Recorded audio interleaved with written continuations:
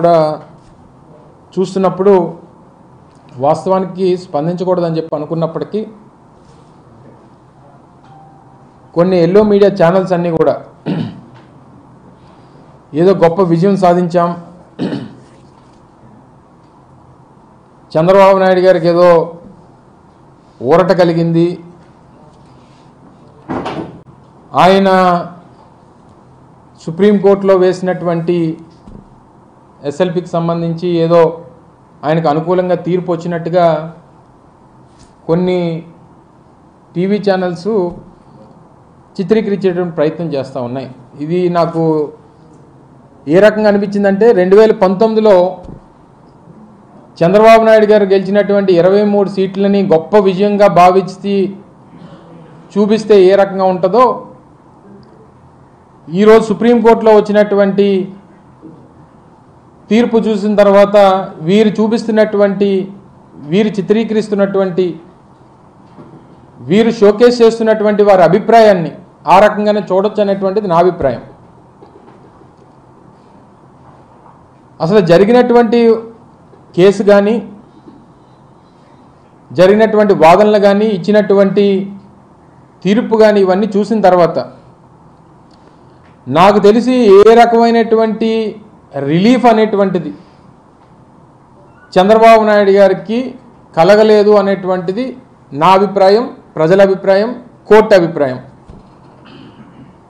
వాస్తవానికి అసలు ముందుగా గమనించాల్సింది ఏంటంటే అసలు ఈ కేసుకు సంబంధించి 17A అనేటువంటిది ఏదైతే వర్తిస్తుందా వర్తించదా అనేటువంటి దాని మీద జరిగినటువంటి ఈ కేసు 17A అనేటువంటిది ఒక ప్రొసీజర్కి సంబంధించినటువంటి ఒక సెక్షన్. అందులో భాగంగా 2018 చివరిలో ఇచ్చినటువంటి సెక్షన్ ఏదైతే అమల్లోకి వచ్చిందో, స్కిల్ స్కామ్ అనేటువంటిది 2015 నుంచి 2018 మొదటి అంకంలోనే అప్పుడు ఉన్నటువంటి కేసు రిజిస్టర్ చేయాలని చెప్పి రావడం, ఇవన్నీ సెక్షన్ అమలుకు రాకముందు వచ్చినటువంటిది కాబట్టి ఇది వర్తించదు అనేటువంటిది సిఐడికి సంబంధించి కానీ లేదా ఇన్వెస్టిగేషన్ ఏజెన్సీకి సంబంధించినటువంటి వాదన. సో ఈ క్రమంలో చంద్రబాబు నాయుడు గారు కానీ, వారి పార్టీ కానీ, వారికి సంబంధించినటువంటి మనుషులు కానీ, లేదా వారి తరఫున లాయర్లు కానీ ఈ రోజు వరకు ఎక్కడా అసలు మేము తప్పు చేయలేదనేటువంటి మాట ఎక్కడా మాట్లాడట్లేదు. పోనీ వేసినటువంటి కేసు కూడా అసలు ఈ కేసుకి మాకు సంబంధం లేదని కానీ, లేదా నేను అవినీతికి పాల్పడలేదని కానీ, ఈ 360 కోట్ల 350 కోట్లకు సంబంధించినటువంటి ప్రజాధనాన్ని, ప్రభుత్వ ధనాన్ని నేను దోచుకోలేదని కానీ ఎక్కడా కూడా ఈ వాదనలో కానీ వారు చెప్పేటువంటి సమాధానంలో కానీ లేదు. మీరు గవర్నర్కి చెప్పలేదనో, స్పీకర్కి చెప్పలేదనో, ఏదైతే చట్టం 17A చెప్తుందో దాన్ని ప్రొసీజర్గా ఫాలో కాలేదు కాబట్టి దీన్ని స్క్వాష్ చేయండి అనేటువంటిది వారు కోరుతూ ఉన్నారు. సరే, ఈ డివిజన్ బెంచ్ ఇద్దరు జడ్జిలు కలిగినటువంటి బెంచ్ ఏదైతే ఈరోజు తీర్పునిచ్చిందో, ఒకరు అన్నారు 17A వర్తించదన్నారు, మరొకరు వర్తిస్తుంది అనేటువంటి మాట చెప్పేటువంటి అభిప్రాయాన్ని మనం చూసాం. చెప్పినటువంటి వారు కూడా కామన్గా చెప్పినటువంటిది ఏంటి, ఇన్వెస్టిగేషన్ ఏజెన్సీ చేసినటువంటి ప్రొసీజర్ రిమాండ్కి తీసుకోవడానికి సంబంధించి కానీ, లేదా జరుగుతున్నటువంటి ఇన్వెస్టిగేషన్ కానీ అవి పద్ధతి ప్రకారమే జరుగుతున్నాయి తప్ప ఎక్కడా కూడా లాక్సెస్ అనేటువంటివి లేవు అనేటువంటిది కామన్ అభిప్రాయాన్ని వాళ్ళు వ్యక్తపరచడం జరిగింది. గతంలో కూడా ఇలాగే 2015లో ఓటుకు నోటు కేసు దొరికిపోయినప్పుడు కూడా ఈ రకమైనటువంటి వాదన చేసి సెక్షన్ 8 అమల్లో ఉంది హైదరాబాద్లో, మీకు పోలీసులు ఉన్నారు, మాకు పోలీసులు ఉన్నారు, మీకు ఏసీబీ ఉంది, మాకు ఏసీబీ ఉంది, మేము ఫోన్ ట్యాపింగ్ చేయగలం అని ఈ రకమైనటువంటి వితండవాదం చేసి తప్పించుకునేటువంటి ప్రయత్నం చేశారు. సరే, అవన్నీ కూడా కోర్టులో నడుస్తూ ఉన్నాయి. ఇప్పుడు జరుగుతూ ఉంది. గతంలో మేము అనేక సందర్భాల్లో గవర్నమెంట్ ఆఫ్ ఆంధ్రప్రదేశ్ ఏం చెప్పింది, గతంలో అనేక కోట్లు, దాదాపు 6 కోట్లు సెక్షన్ 17A అనేటువంటిది వర్తించదు. అది ఏ రోజైతే అమల్లోకి వచ్చిందో, అమల్లోకి వచ్చిన తర్వాత జరిగినటువంటి ఇటువంటి క్రిమినల్ అఫెన్సెస్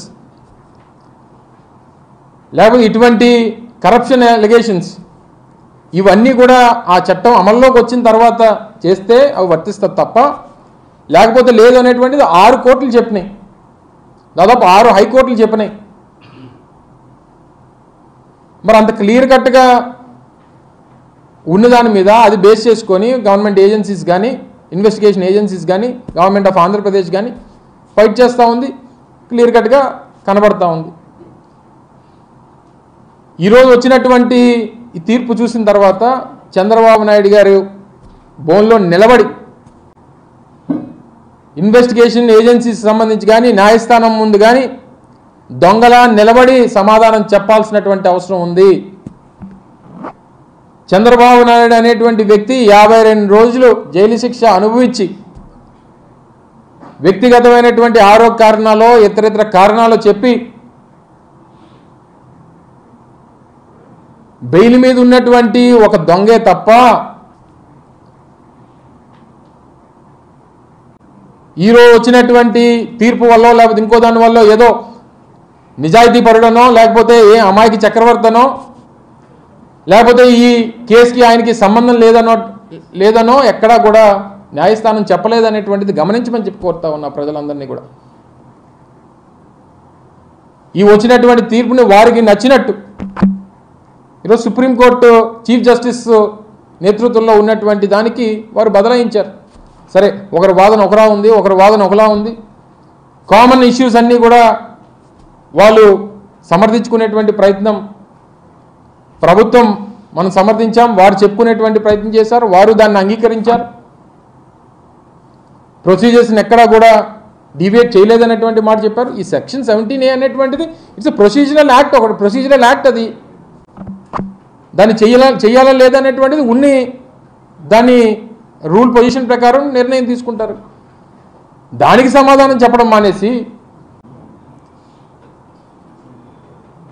ఈరోజు తప్పు చేయలేదనేటువంటి మాట ఎక్కడ చెప్పు, డబ్బులు కొట్టేయలేదనేటువంటి మాట ఎక్కడ చెప్పవు, నేను నిజాయితీ పరుడు అనేటువంటి మాట ఎక్కడ చెప్పరు, అసలు ఈ కేసుకి మాకు సంబంధం లేదనేటువంటి మాట ఎక్కడ చెప్పరు.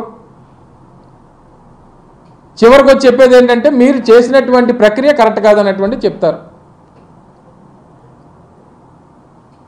మీరు చేసినటువంటి దొంగ పని, మీరు చేసినటువంటి కరప్షను, మీకు ప్రజలు అధికారం ఇస్తే మీరు చేసినటువంటి అక్రమాలు, అన్యాయాలు ఇవన్నీ కూడా ఇన్వెస్టిగేషన్ ఏజెన్సీస్ కానీ, అనేక కేంద్ర ప్రభుత్వానికి సంబంధించినటువంటి సంస్థలు కానీ వారందరూ అంగీకరించారు. కాబట్టే ఈరోజు ఆయన శిక్ష రిమాండ్కు వెళ్ళి ఈరోజు బెయిల్ మీద తిరుగుతూ ఉన్నారు. ఈరోజు ఏదో మంచి జరిగిపోయి కేసు కొట్టేసినట్టు టీవీ ఛానల్స్ కొన్ని వాళ్ళ ఎల్లో మీడియా చూపిస్తూ ఉంది. అసలు ఏమీ లేనట్టు చంద్రబాబు నాయుడు గారు కడిగిన ముత్యంలా బయటకు వచ్చేసినట్టు, అసలు ఆ ఇచ్చినటువంటి అసలు వేసినటువంటి కేసు ఏంటి, వారు చెప్పినటువంటి న్యాయస్థానం చెప్పినటువంటి మాట ఏంటి, ఎక్కడా కూడా సంబంధం లేకుండా వాళ్ళ తాలూకా వాదన చూస్తూ ఉంటే చాలా అన్యాయంగా, అక్రమంగా ప్రజల్ని తప్పుదోవ పట్టించేటువంటి ప్రయత్నం చేస్తూ ఉన్నారు. చంద్రబాబు నాయుడుకి చేతికి పడినటువంటి సంఖ్యలు కానీ, ఆయన మీద పడినటువంటి ఈ అవినీతి మచ్చ కానీ ఆయన నిరూపించుకోవాల్సి ముందుకొచ్చి చెప్పానండి. న్యాయస్థానం ముందు నేను నిలబడి చెప్తాను, బోల్లో నిలబడి నేను తప్పు చేయలేదనేటువంటి మాట చెప్తాననేటువంటి మాట ఈ రోజు వరకు గడిచినటువంటి 4-5 నెలలుగా ఆయన మీద కేసు ఇదంతా కూడా నడుస్తుంది. ఈ రోజు వరకు ఎక్కడ మాట్లాడు దాని మీద, ఎక్కడ చెప్పడు నేను తప్పు చేయలేదనేటువంటి మాట చెప్పడు ఎక్కడ. వీటన్నిటికన్నా మించి రేపు ప్రజల ముందు ప్రజాక్షేత్రంలో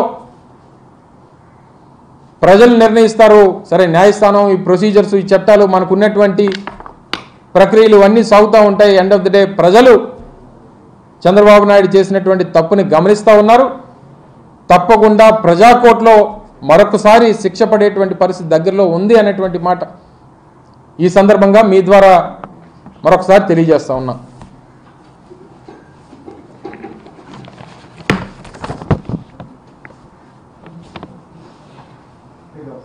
కరెక్టే అంటే రేపు ఏ ప్రభుత్వం వచ్చినా అందరి మీద క్యాబినెట్ డెసిషన్స్ అన్నిటి మీద కేసులు పెట్టే అవకాశం ఉంటుంది.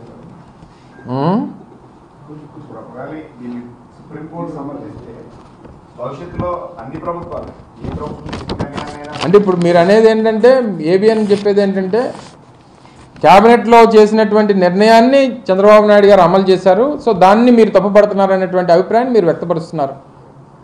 అలా క్యాబినెట్లో వారు పెట్టినటువంటి దానికి స్కిల్ స్కామ్లో జరిగినటువంటి ప్రక్రియకి ఎక్కడ కూడా సంబంధం లేదు, టోటల్గా డీవియేట్ చేసినటువంటి కార్యక్రమం చేశారనేటువంటిదే మేము ప్రభుత్వంలో ఉన్నటువంటి మా దగ్గర ఉన్నటువంటి రుజువులతో సహా అనేక సందర్భాల్లో చెప్పాం. స్కిల్ డెవలప్మెంట్ కార్పొరేషన్ అనేటువంటిది అలా ఆ మేధావి అయితే ఆ జనరల్ సెక్రటరీ, ఆ పార్టీ జాతీయ ప్రధాన కార్యదర్శి ఆ మేధావి అంటాడు.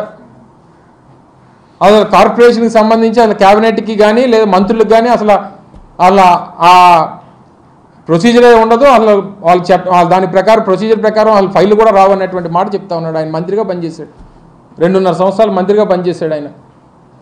సరే, గెలిచి మంత్రి అవ్వలేదు అనుకోండి, ఎలాగైనా సరే ఆయనకి ప్రక్రియ టోటల్గా డీవియేట్ చేసేటువంటి మాటలు చెప్తా ఉన్నాడు. సో ఈ రకమైనటువంటి తప్పుదోవ పట్టించొద్దు అనేటువంటిది మా అభిప్రాయం. సో క్యాబినెట్లో తీసుకున్నటువంటి నిర్ణయానికి లేదా చేసినటువంటి ప్రొసీజర్స్కి ఎక్కడ కూడా సంబంధం లేదు అనేటువంటిది క్లియర్గా కనబడుతూ ఉంది. అనేక సందర్భాల్లో మేము చూపించడం జరిగింది. మళ్ళీ దాన్ని క్యాబినెట్ పట్టుకొని దాన్ని మళ్ళీ డీవియేట్ చేసేటువంటి ప్రయత్నం చేస్తూ ఉన్నారు. వర్తించదని చెప్పి కోర్టే చెప్తుంటే మళ్ళీ నన్ను అడుగుతున్నాను. సరే, ఏదేమైనప్పటికీ ఇద్దరు లేని అదే చెప్పాను కదా, ఒకరు వర్తిస్తుందన్నారు, ఒకరు వర్తించదన్నారు. కాకపోతే జరిగినటువంటి ప్రక్రియ రిమాండ్కి తీసుకోవడం కానీ లేదా విచారించడం కానీ లేకపోతే ఆయన్ని జైల్లో పెట్టడానికి సంబంధించి ఇద్దరు కామన్గా వారు అంగీకరించారు. 17A అనేటువంటిది అసలు నీకు జరిగినటువంటి అవినీతికి నీకు సంబంధం లేదనేటువంటిది కాదు కదా 17A కేసు. 17A అనేటువంటిది ఇట్స్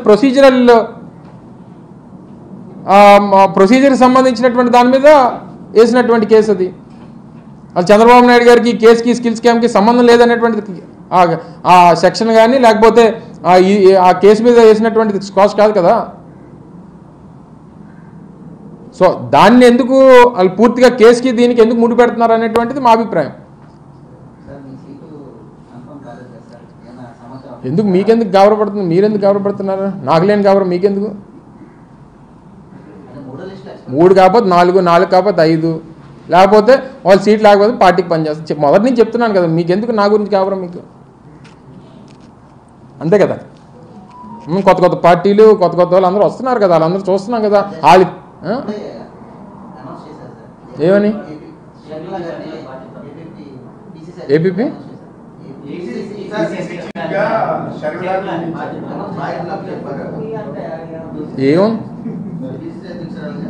ఏముందిలే, కాంగ్రెస్ పార్టీ పాత పార్టీకి కొత్త ప్రెసిడెంట్ అంతే కదా. పాత పార్టీ అది, లేని పార్టీ, రాష్ట్రంలో లేని పార్టీకి ఎవరు ప్రెసిడెంట్ అయితే మాకేంటి? అది రాష్ట్రంలో పార్టీ ఉందా చెప్పండి. నాకు తెలిసి మొన్న జరిగినటువంటి ఎన్నికల్లో 0.4% ఎంత వచ్చింది ఆ పార్టీకి, నోటా కంటే తక్కువ వచ్చింది. అటువంటి లేని పార్టీకి లేకపోతే అండి దాని గురించి చర్చించుకోవడం అనవసరం నాకు తెలిసి. అయితే ఎందుకు జగన్మోహన్ రెడ్డి గారు ఇప్పుడు చంద్రబాబు నాయుడు గారు అన్నదమ్ములు ఉన్నారు, చాలామందికి ఉన్నారు. మోడీ గారికి ఉండుంటారు నాకు తెలిసి. అందరికి ఉన్న వాళ్ళు అందరూ ప్రధానమంత్రులను లేకపోతే అందరూ రాష్ట్రపతులు అయిపోతారు కదా. మరి అలాగైతే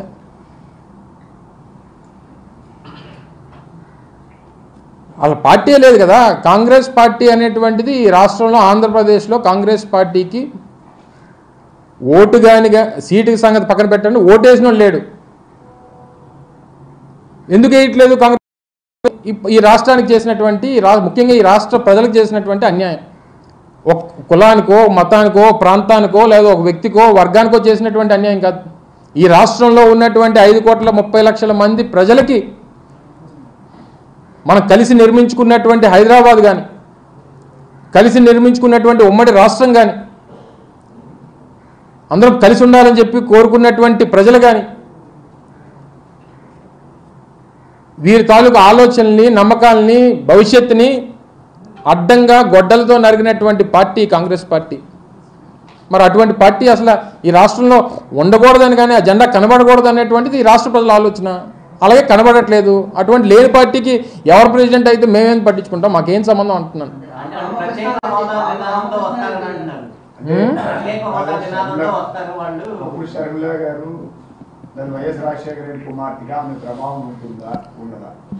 నాకు తెలిసి అయితే 0% అని, నాకు తెలిసి అయితే 0% ఇన్ఫ్లుయెన్స్ ఉంటుంది అనేటువంటిది నా అభిప్రాయం. ఎవరు ఆల్ రామకృష్ణారెడ్డి కాకపోతే వాళ్ళ నాన్నగారిని జాయిన్ అవ్వమని నాకేం తప్పే ఉంది. ఆ పార్టీలు నేనే కాదన్నా. ప్రజాస్వామ్యం ఈ దేశం ప్రపంచంలోనే అతిపెద్ద ప్రజాస్వామ్యం కలిగినటువంటి దేశం. కొన్ని వందల వేల జాతీయ పార్టీలు, కొన్ని వందల వేల ప్రాంతీయ పార్టీలు. ఏ పార్టీలోకి ఎవరు కావాలంటే వెళ్ళొచ్చు. నువ్వు వెళ్ళి అడుగు, నీకు ఇచ్చేస్తారు సీటు. కాంగ్రెస్ పార్టీ ఇక్కడ అంత ఖాళీగా ఉంది. అది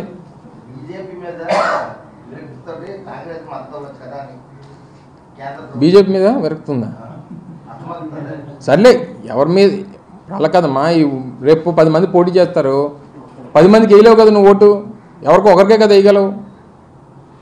ఓటు అనేది నువ్వు ఒకసారి నొక్కగలవు కదా బటను. ఏదన్నా ఎవరి అభిప్రాయాలకు ఉండొచ్చు, నేను కాదనట్లా. ప్రతి రాజకీయ పార్టీకి నేనేదో ఈ రాష్ట్రంలో నేనే ముఖ్యమంత్రిని అవుతానని కానీ, ఈ రాష్ట్ర భవిష్యత్తు నా రాజకీయ పార్టీ ద్వారా అవుతుందనేటువంటి నమ్మకం ప్రతి ఒక్కరికి ఉండొచ్చు.